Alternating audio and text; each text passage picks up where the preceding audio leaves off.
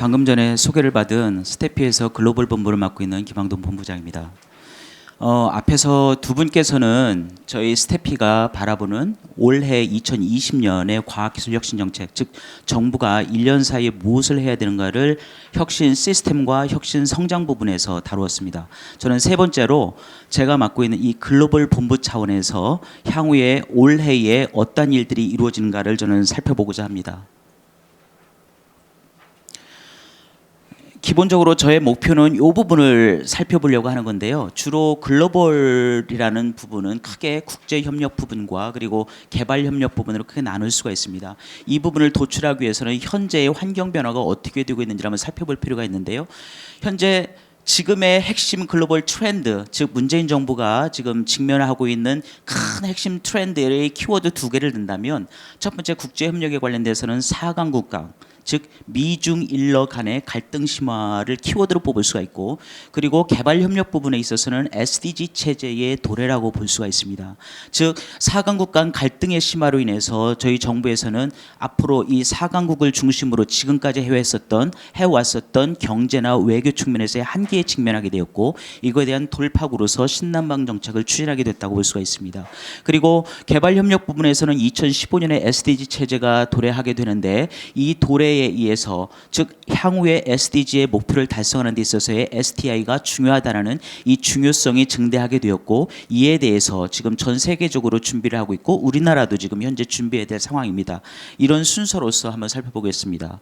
제일 먼저 중요한 것은 국제협력 쪽에서는 4강국 간 갈등인데요. 2016년도에 북한이 4차 핵실험을 하고, 그리고 중장기 미사일 시험 발사가 이루어지면서 저희 2016년대 박근혜 정부 때에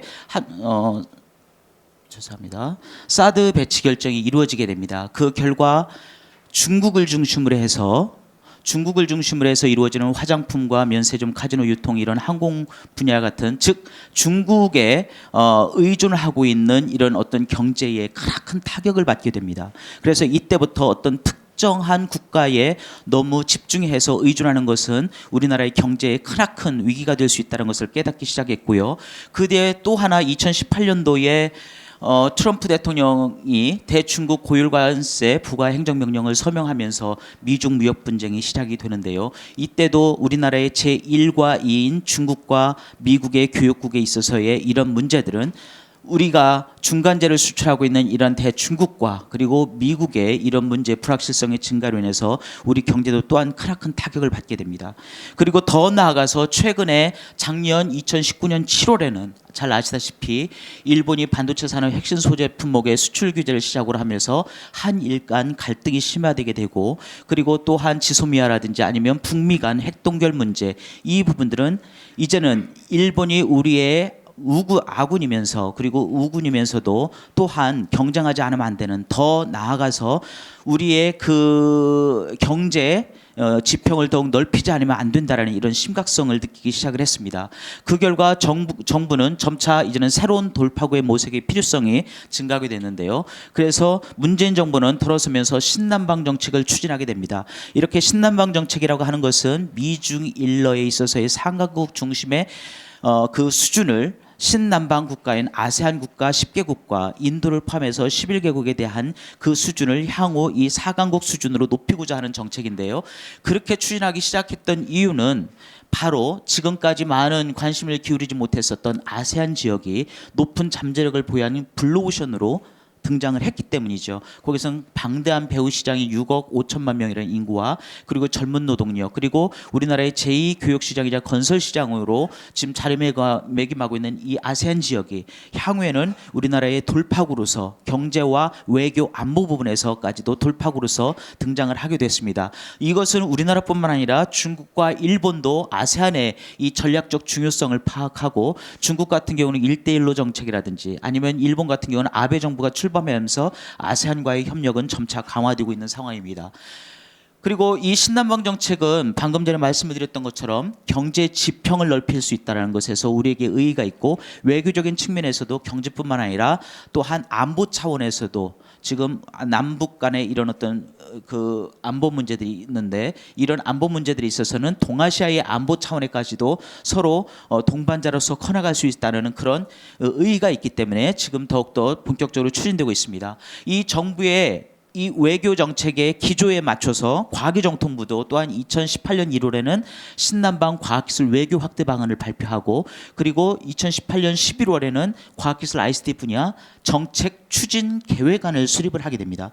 즉 과학기술 분야에서 이 어떻게 하면 신남방 분야의 이 정책의 기조에 맞춰서 이를 추진할 것인가에 대한 계획이 수립된 상황이고 또한 이 계획을 추진할 수 있는 교두부로서 즉 허브로서 한 아세안 과학기술 협력센터를 작년 11월에 런칭을 하였습니다. 이런 상황이어서 현재 앞으로 과기부 입장에서는 이와 같은 것을 기반으로 해서 보다 더 핵심적인 역할을 수행하기 위해서 무엇을 할 것인가에 대한 실제적으로 실행에 옮겨야 될 상황이라고 보겠습니다. 더욱이 작년 11월에 한 아세안 특별 정상회의가 개최되고 그리고 한 메콩 정상회의가 1차 메콩 정상회의가 이루어지면서 이제는 제도적으로나 아니면 모든 부분에 있어서 기반이 갖춰졌다고 볼 수가 있습니다. 더욱이 현 시점에 있어서는 문재인 정부의 하반기가 시작되는 시점입니다. 올해가 딱 2년 반이 남아서 하반기가 시작되고 그리고 그 결과에서는 신남방 정책을 중점적으로 추진해 왔는데 향후에 2022년 5월 그때 또 새로운 정부가 들어서기 이전에는 새로운 성과가 필요한 시점입니다. 이 상황에서 지금 현 시점에 2020년인 지금 현 시점에서는 이 신남방 정책에 대한 실질적인 성과가 무척 필요한 시점이고 이거를 위한 또 하나의 기초가 만들어져야 될 과학기술부 차원에서라든 정통부 차원에서는 필요한 시점이라고 보겠습니다. 다음으로는 개발협력 분야에 있어서 또 하나의 중요한 것이 SDG 체제의 도래인데요. 2015년에 UN 제너럴 어셈블리에서 2030 어젠다를 채택을 하면서 그때부터는 점차 개발협력의 패러다임이 과거의 MDG에서 SDG로 바뀌게 됩니다. 그 MDG 같은 경우는 개발도상국을 과거에는 중심적으로 그 개발도상국의 사회나 복지, 경제 부분에 좀 초점이 돼 있었다면 빈곤이나 기아의 퇴치 그 부분에 집중이 돼 있었다면 점차 이제는 개도국을 넘어서 선진국까지 포함되는 모든 국가의 경제 복지 수준을 넘어서 이제는 사회화 그리고 환경까지 포괄하는 모든 국가로 이런 그리고 글로벌 도전 과제 지금도 우한 폐렴 문제가 있는데 이러한 어떤 감염병 문제라든지 기후 환경 문제들까지 다 글로벌 도전 과정까지 더욱더 이제 그 관여를 하는 그 상황으로 바뀌게 되었고요. 그리고 정부뿐만 아니라 민간 부분 시민사회까지 참여하는 형태로 앞으로 발전이 되게 됩니다. 이 얘기는 다른 말로 표현하면은 지금까지는 개도국가 그리고 복지와 빈곤 그 부분에 한정돼 있는 거라면은 그리고 그 개도국에 한정돼 있었던 이러한 이슈라면 지금은 개도국뿐만 아니라 그 당사국인 도와주는 공유국의 입장인 우리나라와 같은 경우에도 우리나라의 향후에 발전해야 될 최상위 어젠다로서 SDG는 등장을 하고 있다는 겁니다. 그리고 이런 SDG가 등장하면서 점차 UN을 비롯해서 어떻게 하면 SDG를 가장 효율적으로 목적을 달성할 수 있을 것인가. 이 SDG는 17개 목표가 있고 169개의 하위 목표가 있는데요. 이 부분들을 가장 잘 달성할 수 있는 그 툴이 바로 과학기술 혁신이다라는 그 중요성이 증가하게 됐습니다. 그 결과 UN을 중심으로 해서 UN은 현재 제일 위에서는 고위급 정상 포럼이 있고요. 거기에서는 대부분의 그 국가 원수들과 그리고 또 하나의 그 밑에 장관급의 그 회의 모임이 있는데요. 거기서 유엔은 그 회의 모임을 통해서 지속적으로 모니터링을 하고 있고 이를 서포트하는 기구로서 테크놀로지 퍼실리테이션 메커니즘이라는 즉 기술 촉진 메커니즘이라는 것을 운영을 하고 있습니다. 이 안에는 온라인을 통해서 그리고 또한 다양한 STI 포럼을 통해서 전문가 모임을 통해서 그리고 UN 내에 있는 다양한 그 에이전시 간에 있어서 특히 과학기술 혁신에 관련된 기구들끼리 같이 모여서 이 부분들에 대한 STI를 통해서 SDG를 달성할 수 있는 이러한 것을 서포트를 지금 하고 있는 상황입니다. 이런 형태는 UN뿐만 아니라 일본도 또한 마찬가지입니다. 일본 안에서는 지금 총리와 각 부처 장관으로 구성된 SDG 촉진본부를 만들었습니다. 즉 이 아베 총리가 그 본부의 본부장을 맡으면서 본격적으로 STI4 SDG에 대한 부분들 전반적으로 SDG뿐만 아니라 STI4 SDG에 대한 이 부분의 중요성을 강조하고 전적으로 이 부분에 집중을 하고 있습니다. 특히 이 모임 이 그 본부를 지원하는 그 위치에 있는 것이 JST인데요. JST 같은 경우는 특히 2018년도 같은 경우는 유엔과 함께 STI4 SDG 로드맵을 같이 수립을 했고요. 그리고 이를 뒷받침하는 책을 발간을 했고 또한 STI to the SDG contribution에 관련된 디스커션 그룹을 운영하는 등 다양한 활동을 지금 하고 있습니다. 그러면 향후에 올해에 우리 정부는 무엇을 해야 될 것인가? 제일 먼저 모두에 말씀드렸던 것처럼 국제협력 부분에 있어서는 너무나도 많은 국제협력에 해야 될 일들이 너무나도 많지만 지금 현 정부에서 해야 될 것은 벌써 하반기에 들어섰고 지금 실질적인 성과가 앞으로는 필요한 상황이 됩니다. 그러면 자원은 한정되어 있기 때문에 선택과 집중을 하지 않으면 안 됩니다. 그러면 특히 이 부분 같은 경우는 우리 구주 아프리카 과기부의 구주 아프리카를 포함해서 또 미주 아시아과 다자 협력에 다 모두 해당되는 부분들인데 특히 국제협력국에 해당되는 부분들인데요. 그 예산들이 있다면 그 예산들을 다 분산시킬 수는 없는 것입니다. 그러면 어떻게 해야 되는 것인가? 저희가 생각할 때는 신남방 국가의 협력에 집중을 해야 되는 한 해가 돼야 된다고 봅니다. 그를 위해서는 먼저 신남방 국가와 관련된 정책 거버넌스 협업 체계를 구축할 필요가 있습니다. 즉 신남방 이 정책을 추진하는 데에서는 과기부의 국제협력국 산하에는 다양한 부처가 있습니다. 다자협력 그리고 아세안 그리고 구주아프리카 이런 다양한 그 부처가 있는데 이 부처 간에 신남방에 관련된 과학기술 분야의 정책을 수립하고 집행하는 데서는 한 목소리를 내야 되고 한 방향으로 가야 됩니다. 그 국 안에 다양한 그 부처과 사이에서도 협력 체제가 구축이 돼야 되고요. 더 나아가서 앞에 플랫폼을 만들었는데 인도네시아에 지금 구축할 예정이고요. 지금 아세안 혁신 한 아세안 과기협력센터가 있는데 그 과기협력센터와 또 국제협력국과 그리고 더 나아가서 이를 뒷받침할 수 있는 저희 싱크탱크 스태피와 같은 이런 협업 체계가 구축될 필요가 있고요. 두 번째는 향후에 그러면 이러한 아세안을 중심으로 하는 다양한 정책과 실행을 누구를 통해서 할 것이냐. 지금까지는 양자협력의 형태로 주로 추진됐었는데 향후에는 아세안이라는 다자협력체를 통해서 더욱더 본격화하는 것이 필요하다고 봅니다. 그를 위해서는 플랫폼으로서 한 아세안 작년 11월에 런칭이 된 아세안 과학기술협력센터를 플랫폼으로 해서 과학기술 협력을 아세안과 한국과 추진하는 것이 무척 중요하다고 봅니다. 그리고 또 아세안과 관련돼서는 지금 관련되어 있는 다자협력기구가 에이펙도 있고 아세안도 있고 UNDP도 있습니다. 저희 나라에서 아세안을 대상으로 할 때는 그러면 다양한 어젠다가 정부 차원에서 그 다자협력기구를 통해서 앞으로 어젠다가 상정이 되고 이루어질 것인데 그때는 서로 간에 각기 다양한 다자협력 기구라 하더라도 방향성은 일관성 있게 유지될 필요가 있습니다. 그리고 또한 지속적으로 전략성을 견지할 필요가 있습니다. 이를 위해서는 또 하나의 다양한 그 연구들이 필요하게 되는데요. 이 연구들을 저희 스태피가 이러한 연구들을 이룰 수가 있다고 보고요. 또 하나는 신남방 국가를 접근할 때는 그러면 정책을 추진할 때는 아시다시피 아세안 10개국과 인도는 각기 서로의 경제 수준과 발전 단계가 너무나도 다양합니다. 이를 하나하나를 모두 다 맞춤형을 하기는 어렵고 그러면 최소한 국가별로 하기가 어렵다면 권역별로라도 아니면 더 나가서 더 자세히 된다면 국가별로라도 연구를 해서 이에 맞는 맞춤형으로 지원하는 대응 전략을 수립하는 게 필요합니다. 그럴 때 진정한 성과가 나고요. 이러한 연구들을 저희 또한 스태피가 지원할 수 있다고 보고요. 더 나가서 이 부분들은 정부뿐만 아니라 또한 민간 부분도 SDG는 민간 부분도 또한 접근할 필요가 있습니다. 그렇다면 정부가 현재 추진하고 있는 것이라든지 정책이나 아니면 실행 성과라든지 이 부분을 대국민 홍보하는 것이 필요하고 이러한 것들은 한국 정부 차원에서 온라인이나 오프라인을 통해서 다양하게 성과나 협력 현황을 홍보하는 이러한 과정들이 1년 사이에 필요하다고 보겠습니다. 그 다음에는 개발협력 부분에 있어서는 STI4 SDG 이 부분을 더욱더 현재 유엔이라든지 일본, 스웨덴, 다양한 국가, 덴마크, 다양한 국가에서 이렇게 이루어지고 있는데 그러면 앞으로 우리나라 입장에서는 현재 한국 정부는 무엇을 해야 될 것인가? 모두에 말씀드렸던 것처럼 지금 현재 SDG는 하나의 환경 분야에만 치우쳐 있는 것이 아니고 경제와 사회, 환경 세 개가 모두 다 포함되어 있는 겁니다. 하지만 우리나라의 사령탑이라고 할 수 있는 컨트롤타워라고 할 수 있는 지속가능발전위원회가 현재 환경부 산하에 있습니다. 따라서 지금 환경부가 환경 분야뿐만 아니라 사회와 경제 부분을 모두 총괄하기 위해서는 이 지속가능발전위원회의 위상이 더 상위로 격상이 될 필요가 있습니다.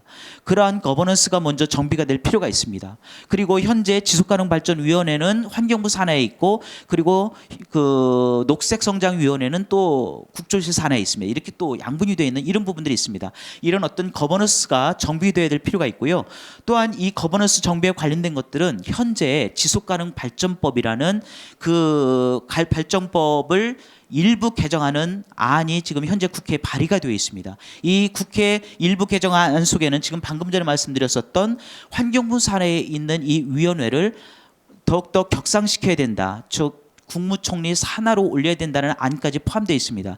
이런 안들이 오히려 국무총리 산하든 아니면은 더 나아가서는 대통령 산하의 위원회든 이렇게 올릴 수 있는 이런 부분들이 법적 근거로 마련될 필요가 있고 또한 이 현재의 STI4 SDG를 위해서는 보다 더 지금까지 한국에서는 KSDG라고 해서 그 유엔에서 2015년에 SDG의 목표를 제시했는데 그것을 한국의 실정에 맞는 SDG를 무엇을 해야 될 것인가 해서 2018년도에 KSDG 한국의 실정에 맞는 SDG를 설정을 했습니다. 그런데 그때에는 대부분 과학기술계가 거의 참여를 하지 못했습니다. 그래서 STI4 SDG는 거의 고려가 안 됐다고 볼 수가 있죠.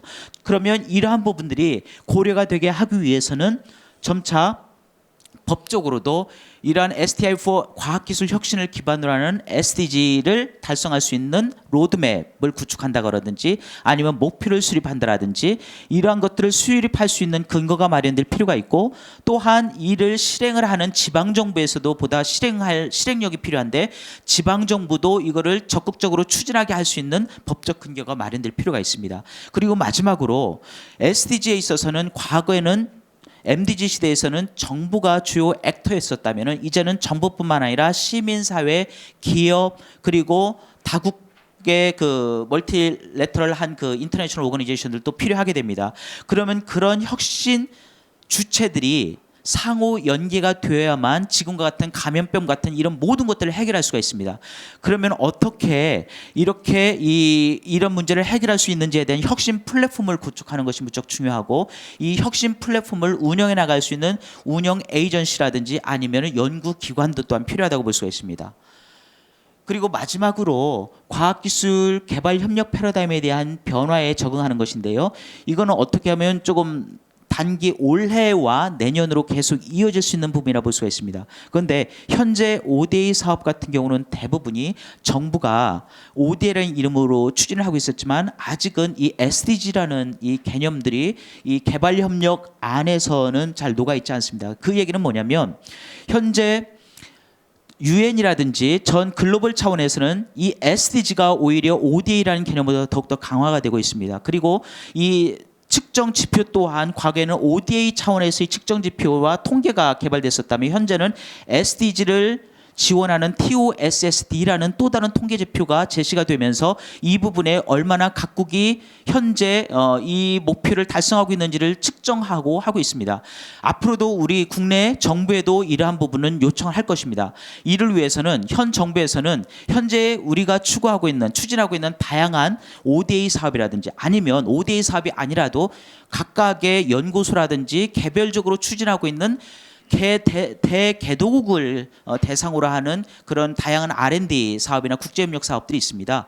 그런 사업들이 SDG의 다양한 목표들에 얼마나 지금 온라인이 돼서 하고 있는지 이 부분들에 대한 연계를 강화시킬 필요가 있습니다. 그럴 때에 한국이 이 SDG에 기여하기 위해서 얼마나 하고 있는지를 전 세계에서 오히려 인정을 할 수 있을 거라고 보고요.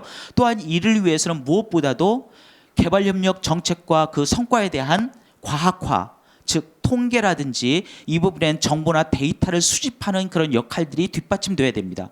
지금 ODA 사업은 특히 과학기술과 관련되어 있는 ODA 같은 경우는 과학기술 분야에 얼마나 지금 하고 있는지에 대한 통계 분석이 저희 스태프를 중심으로 해서 최근에 이루어지고 있습니다.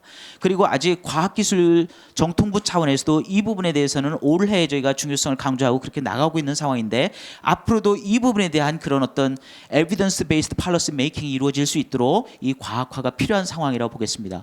그리고 마지막으로 또 하나 지금까지 5대에 있어서의 대부분의 관심은 적정 기술 같은 appropriate technology 중심으로 나갔었다면 향후의 개도국은 그 부분뿐만 아니라 새로운 4차 산업혁명 시대 때 신기술이 점차 발굴되고 그거에 대한 수요 또한 많이 제기가 되고 있습니다. 그런 측면에서 한국 정부는 향후에 이 신기술을 그 개도국의 수요와 우리나라의 중소기업이라든지 벤처기업들이 만드는 그러한 신기술에 관련된 다양한 기술을 매칭을 통해서 어떻게 하면 개도국과 우리나라도 윈윈을 할 수 있을지 그러한 영역과 방법을 발굴하고 실제로 수행하는 그런 단계가 필요하다고 보겠습니다. 한 예를 들어서 르완다 같은 경우는 드론을 통해서 의약품을 전달하든지 아니면 혈액을 운송을 하는 그런 시스템들이 만들어지죠. 그때에 바로 드론이라든지 아니면 그런 시스템을 만들 때에 IT라든지 그런 부분들은 한국의 다양한 그 벤처기업이라든지 이런 스타트업들이 참여를 할 수 있을 거라고 봅니다. 이것으로서 저희 발표를 마치겠습니다. 예, 감사합니다.